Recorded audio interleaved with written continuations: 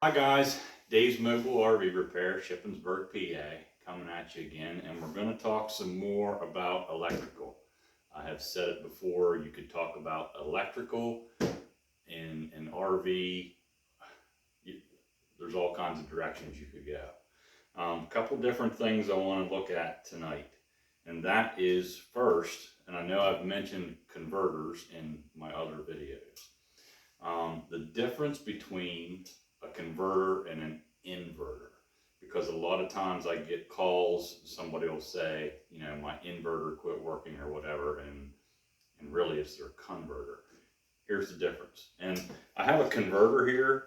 There's all kinds of shapes, sizes. So to have a converter and an inverter sitting here, it really wouldn't matter because they all look different. But a converter, C-O-N-V-E-R-T-E-R, converter takes your 120 volt AC and turns it into 12 volt DC for your charging of your battery, and of course what we talked about before, supplying 12 volt DC to certain things in the RV. An inverter, I-N-V-E-R-T-E-R, inverter, not converter. An inverter does the total opposite. It will take your battery voltage, your 12 volt DC, and change it to 120 volts AC. So you have these coaches that have these huge banks of batteries. And you can pop the inverter on, and it will take that bank of 12 volt batteries, or a whole bunch of 6 volt batteries tied together, however they have them, and give you 120 volts AC to power up a phone charger, power up television, whatever. It depends on what size the inverter is. Some of them are light duty where they'll only do maybe a couple receptacles, and some of them are a very heavy duty inverter with, like I said, a large bank of batteries that will power quite a bit on 120 volts for an extended period of time. So inverter is 12 volt DC to 120 volts AC, and a converter is 120 volts AC to 12 volts DC. So that's the difference. If you ever have one go bad or whatever, you make a phone call just to kind of keep in mind, so you're explaining things properly, the difference between an inverter and a converter. Second thing we're going to talk about, and that is adapter plugs. Oh my gosh. There are way too many types of adapter plugs out there. It scares the heck out of me. I can't believe that there aren't more fires in RVs, how they have them plugged in. The most common that you see, and you pretty much have to have, I guess, because of the availability of service in a campground, you'll see the 30 amp to 50 amp adapters, or vice versa, 50 to 30.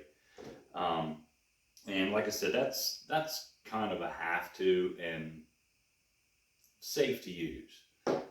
There's some adapter plugs or adapter pigtails out there that I see. I mean, you'll have a 50 amp coach plugged into a adapter that is going to a 30 amp plug and a 15 amp plug to give that coach 50 amps. Honestly, don't buy this stuff. I'm sorry, but it's not safe to use. It doesn't give your coach the power that it needs to run properly. It's going to overheat receptacles. It's going to trip breakers.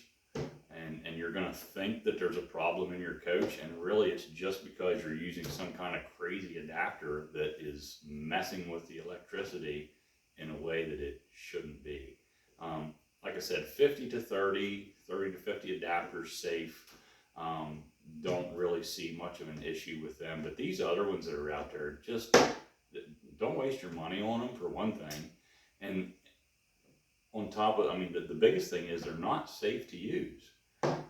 There's a lot of, you know, even plugging into some of the receptacles in the campgrounds, the 20 amp, the smaller, the regular looking little receptacle like you see in your house is either a 15 or a 20 amp. They're not going to run very much, and sometimes they're really worn out or whatever, and they're just not safe to use. For plugging your RV in to a 20 amp receptacle at your house, a lot of people want to do this to maintain a battery, you know, put a little bit of a charge in the battery, or the night before they'll plug it in to turn the refrigerator on, and you know, that way it'll be cold for them in the morning. That's fine to do like a 30. This is a 30 amp, 20 amp on one side, 30 on the other. So this is a 20 to a 30 adapter. That's fine to do that for those light duty purposes, to charge a battery or to have your refrigerator getting cold overnight. Your refrigerator is only going to draw about 3 amps. So you're not overworking their receptacle at all. One thing we do get phone calls a lot on is when someone plugs it in with their adapter at the receptacle at their house, and they say that they're tripping a breaker. They don't really know what's going on, and really what's happening is they're plugging it into a GFI receptacle, because your receptacle on the outside of your house should be a GFI because it could be exposed to water.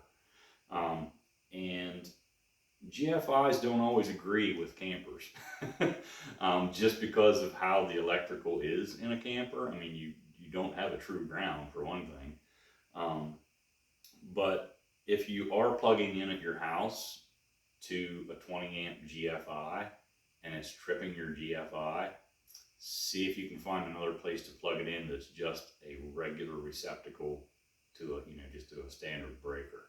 Because a GFI, they're made to be sensitive. They're doing their job, and if it picks up on something in that camper that is not good with the wiring, which is a lot of them, it's going to trip and drive you crazy. So yeah, adapter plugs. I wish they didn't make so many different styles, but they do. If you ever have any questions about what to buy, what not to buy, again, just give us a call. But yeah, these things, a lot of fire hazards out there, and we just don't want you to get in a situation like that for no reason. So that's it. Adapters, inverters, converters. It's getting cold outside. Winter time is upon us. If you haven't winterized your camper yet, we're going to get some colder temperatures, but just don't panic.